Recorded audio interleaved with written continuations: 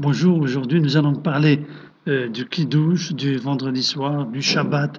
En général, le Kiddush, nous allons d'abord donc définir d'abord le mot de Kiddush. Kiddush, donc, ça vient de la racine lekadesh, c'est-à-dire sanctifier.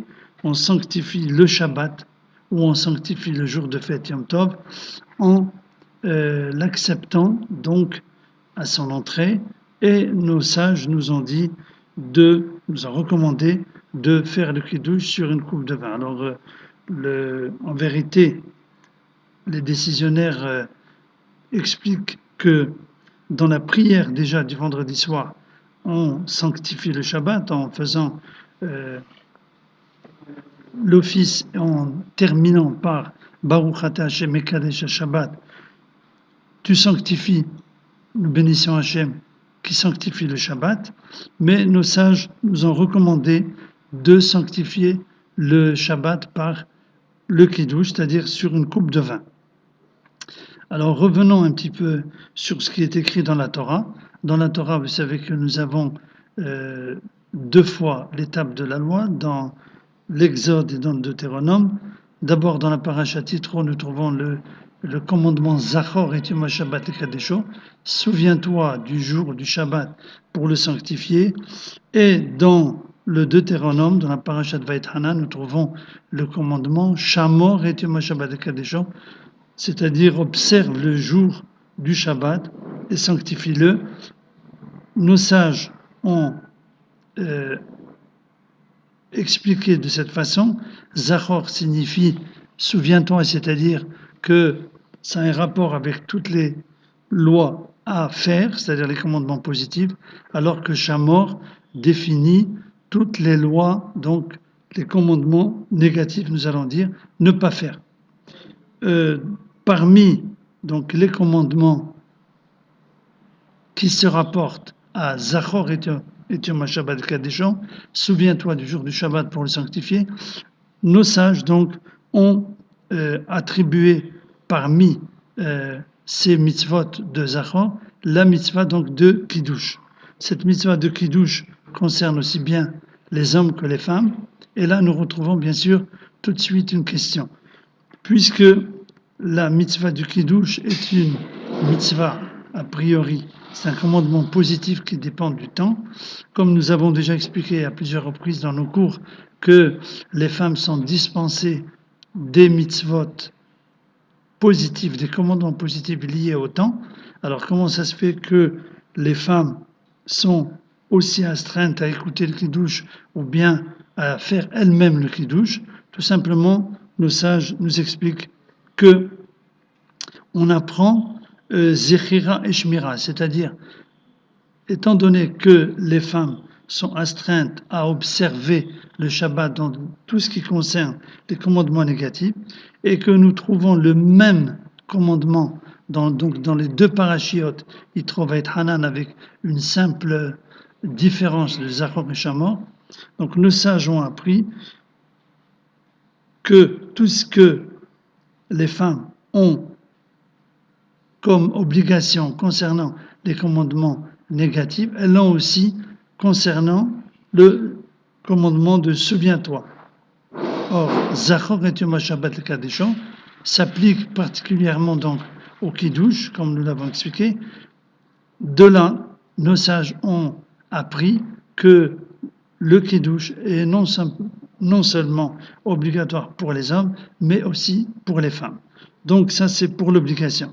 Donc nous voyons ici que c'est tout à fait la même obligation, de la même façon que les hommes ont l'obligation de faire le Kiddush ou d'écouter le Kiddush, puisque nous avons le principe de Shomea Karoné, c'est-à-dire quand j'entends, c'est comme si moi-même je prononce le Kiddush, à condition bien sûr de comprendre et de bien être attentif à celui qui fait le Kiddush. Cette façon donc d'écouter ou bien de faire concerne aussi bien les hommes que les femmes. Alors on va voir quelques détails. Comment faire le Kiddush? Nous savons que en général, le Kiddush se fait sur une coupe de vin. Cette coupe de vin doit contenir au moins 81 millilitres. Et celui qui fait le Kiddush doit consommer le robe, c'est-à-dire la majorité, c'est-à-dire 40 millilitres au moins. Donc on peut faire le kiddush ou bien avec du jus de raisin ou bien avec du vin. Parlons d'abord du kiddush du vendredi soir. Le kiddush du vendredi soir donc se fait avec donc une coupe de vin. On fait le kiddush debout. On commence par Yom HaShishi et on va donc faire la bénédiction sur le vin ou le jus de raisin Boré Perea Geffen qui crée le fruit de la vigne. On continue le kiddush en terminant Baruch Ata Hashem Mekadesh Shabbat. Donc tu es Hashem, source de bénédiction, qui sanctifie le Shabbat. Une fois qu'on a terminé le kiddush, nous sommes donc toujours debout. Je parle bien sûr du kiddush du vendredi soir. On s'assoit pour consommer. Maintenant, tous les convives, tous les assistants, ont-ils l'obligation de goûter à ce kiddush? Non. Mais c'est une mitzvah pour rendre chère la mitzvah auprès de tous. Nos sages ont recommandé que chacun des assistants, s'il lui est possible bien sûr, de goûter et donc de participer d'une façon active à ce kiddush en goûtant le vin ou le jus de raisin. Il n'est pas nécessaire, c'est-à-dire que si j'ai écouté tout simplement le kiddush de quelqu'un qui le fait, et bien sûr qui a pensé à me rendre quitte de ce kiddush, parce qu'il faut deux conditions. Il faut que si moi je fais le kiddush, toutes les personnes qui m'écoutent aient l'intention ferme de se rendre quitte par mon kiddush, mais il faut aussi que moi aussi j'ai l'intention de les acquitter, de les rendre quitte de mon kiddush. Donc vous voyez, il y a donc deux conditions. La première condition, c'est que moi-même, je pense à les rendre quitte du kiddush, mais aussi il faut que toutes les personnes qui écoutent mon kiddush pensent aussi à se rendre quitte de ce kiddush. Donc de cette façon-là, nos sages, nos décisionnaires actuellement pensent qu'il ne faut pas répondre Baruch Hu, Baruch Shemo quand on veut être quitte du kiddush, on répond uniquement Amen. Donc à toutes les bénédictions, la première bénédiction, Boré Pera Geffen, les assistants vont répondre Amen. La deuxième bénédiction, à la fin du kiddush, Baruch Ata Hashem Mekadesh Shabbat, ils vont répondre aussi Amen. Ça, c'est donc le premier volet. Comment faire le kiddush? Goûter, nous l'avons vu. Le principe essentiel qu'il faut connaître aussi, c'est que en kiddush et la bimkom seoda, c'est-à-dire que le kiddush ne peut se faire que dans le lieu où je consomme mon repas. C'est-à-dire qu'il n'est pas possible de faire le kiddush dans un lieu et de consommer le repas dans un autre. Nos sages ont appris d'un verset, Vekarata la Shabbat oneg, c'est-à-dire le Shabbat sera pour toi un délice, c'est-à-dire que au lieu où tu fais le kiddush, doit être consommé le repas qui suivra. Et d'ailleurs, nos sages nous recommandent qu'il n'y ait pas de laps de temps trop long entre le kiddush et le repas, mais au contraire, le repas doit suivre immédiatement le kiddush. Donc, si par exemple, il y a dans la synagogue ce qu'on appelle le kiddush, pour un mariage, pour une bar mitzvah, il va falloir faire attention d'accomplir ce principe de kiddush et la mekom seoda, c'est-à-dire que chaque convive, chaque assistant donc au kiddush doit consommer une quantité de gâteau minimum qui est égale à 30 grammes pour pouvoir accomplir ce principe donc de en kiddush et la bimkom seoda, ou bien consommer la quantité de 81 millilitres nécessaire pour faire le kiddush, ou bien de jus de raisin, ou bien de vin, sans quoi on ne peut pas être quitte du kiddush. Et donc dans ce cas-là, si je n'ai pas en face de moi donc une quantité minimale de 30 grammes de gâteau, ou alors si je n'ai pas de quantité minimale de jus de raisin ou de vin de 81 millilitres, je ne pourrai pas donc goûter à ce kiddush quoi que ce soit, puisque je n'aurai pas donc la possibilité d'accomplir donc ce principe de Enkidush et la Bimkom Seouda. Je vous remercie.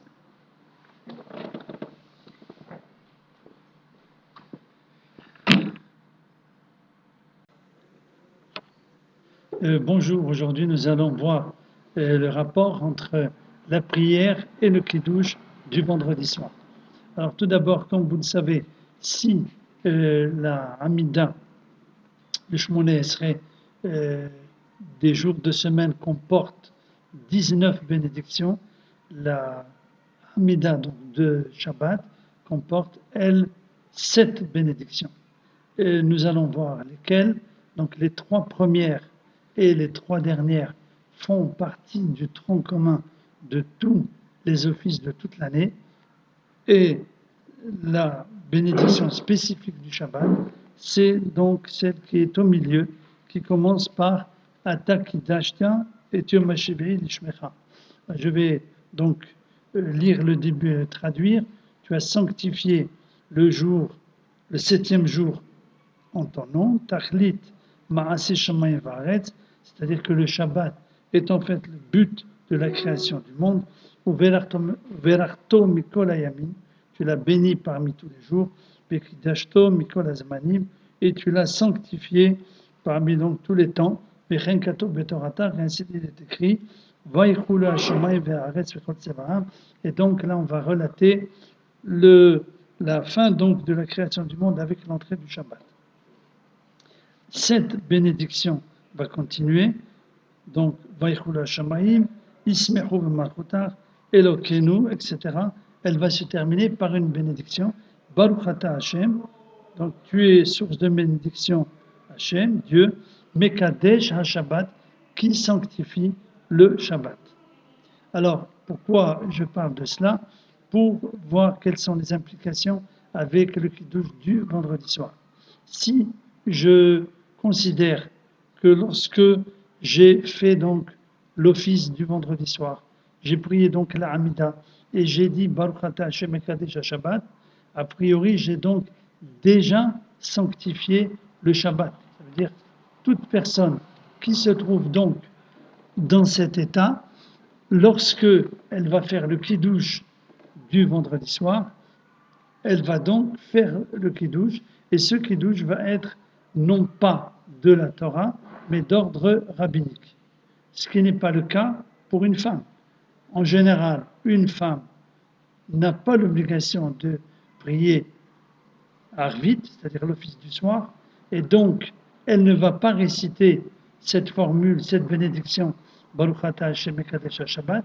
Donc pour elle, le Kiddush, qu'elle l'écoute ou bien qu'elle le fasse elle-même, va être donc de la Torah. Si, bien sûr, une femme fait le Kiddush elle-même, il n'y a aucun problème, mais en principe, vous savez bien que c'est donc l'homme, le mari, qui rentre de la synagogue, qui va rentrer chez lui, qui va donc faire le Kiddush. Cet homme, ce mari, va faire le Kiddush, mais lui n'a d'obligation que d'ordre rabbinique. Comment il peut dispenser ou acquitter sa femme d'un Kiddush qui pour elle est d'ordre de la Torah? Car vous le savez, en général, je ne peux acquitter, rendre quitte quelqu'un d'une mitzvah que si j'ai la même obligation que lui. C'est-à-dire, j'ai une obligation de faire le Kiddush d'ordre de la Torah. Toute personne qui va m'écouter donc peut être quitte de mon Kiddush, à condition qu'elle ait la même obligation de la Torah. Mais si moi je n'ai qu'une obligation, cette obligation est d'ordre rabbinique, et je veux rendre quitte ma femme ou toutes les personnes qui n'ont pas fait l'office du vendredi soir, et donc pour eux le Kiddush sera d'ordre de la Torah. Comment est-ce possible? Alors nos sages nous disent que c'est possible, c'est une exception. Pourquoi? Parce que nous avons une règle. Kol Israël Arevim Zebazé. C'est-à-dire, nous sommes tous solidaires les uns des autres. Donc, les hommes qui ont l'obligation de faire le kiddush, même si ce kiddush est d'ordre rabbinique, vont pouvoir donc rendre quitte leur femme, qui, pour elle, le kiddush sera donc un commandement de la Torah. Le commandement, bien sûr, comme nous l'avons dit dans notre premier cours du kiddush, vient du fait qu'il est écrit dans la Torah, Zachor et Yom HaShabbat le Kadesho, souviens-toi du jour du Shabbat pour le sanctifier. Nos rabbins, donc, nos sages, ont expliqué ce verset de la Torah qui se trouve dans la paracha Yitro. Si Zochrehu Bidvarim Anemarim Alayen, c'est-à-dire il faut se souvenir comment en faisant le kiddush. Donc, je répète encore une fois, pour une personne qui a déjà fait l'office du vendredi soir, donc elle a accompli déjà son devoir de la Torah, pour elle le kiddush ne sera que d'ordre rabbinique. Par contre, pour les femmes qui n'ont pas l'obligation de faire arvit, donc le kiddush pour elles va être une mitzvah de la Torah. Comment une personne qui a l'obligation de faire une mitzvah d'ordre rabbinique peut rendre quitte une personne qui a, elle, l'obligation de faire une mitzvah de la Torah, c'est-à-dire que pour elle, le kiddush sera de la Torah puisqu'elle n'a pas encore prié. La réponse, comme nous l'avons dit, vient du fait qu'il y a une solidarité entre les hommes et les femmes, et donc même si les femmes ont l'obligation d'écouter le kiddush, et cette obligation est une obligation de la Torah, nos sages ont conclu que par ce lien de solidarité, cette chose donc peut se faire. Ce qui n'est pas le cas, le kiddush du samedi matin, il n'y a aucun problème, puisque le kiddush du samedi matin est d'ordre rabbinique, et d'ailleurs vous savez que la formule est très simple, Beshameru Bene Israël et Shabbat, etc. Savri Maranan, Baruch Ata Hashem, Boré Pere Agefen, c'est-à-dire dans le kiddush du samedi matin, il n'y a pas de mention de sanctification du Shabbat, alors que dans le kiddush du vendredi soir, il se termine par Baruch Ata Hashem Mekadesh HaShabbat. Donc on voit qu'il y a une grande différence entre le kiddush du vendredi soir et le kiddush du Shabbat matin. Et toute personne qui n'a pas pu, pour des raisons, des circonstances données, faire le kiddush le vendredi soir, elle a l'obligation de faire le kiddush toute la journée du Shabbat. Et donc, pour elle, ce kiddush-là va être un kiddush d'ordre de la Torah, puisqu'elle n'a pas sanctifié le Shabbat à son entrée. Si elle n'a pas fait l'office donc du vendredi soir, ce kiddush-là sera d'ordre de la Torah. Si elle a pu quand même prier l'office du Shabbat, elle a quand même l'obligation de faire le kiddush comme si c'était vendredi soir pendant toute la journée du Shabbat, alors qu'il fallait qu'elle le fasse la veille. Nos sages ont dit que dans un cas de force majeure, ou bien cette personne était malade, ou bien pour toute autre raison majeure, le kiddush devra être quand même récité dans sa totalité depuis Yom HaShishi jusqu'à la fin Mekadesh HaShabbat, pour toute personne donc qui a, pour des raisons comme nous l'avons dit, pour des circonstances spécifiques, n'a pas pu réciter le kiddush du vendredi soir, le vendredi soir, elle devra le faire donc le samedi matin. En général, donc pour toute personne qui a fait le kiddush vendredi soir, le kiddush du samedi matin, pour tout le monde est donc d'ordre rabbinique. Je vous rappelle simplement ce que nous avons déjà mentionné dans le premier cours, c'est-à-dire que le kiddush doit être suivi immédiatement du repas, comme nous l'ont dit, l'ont expliqué nos sages, en kiddush et là bimkom seuda. C'est-à-dire que je ne peux pas écouter le kiddush dans un lieu et prendre mon repas dans un autre lieu. Le kiddush n'est pas valable.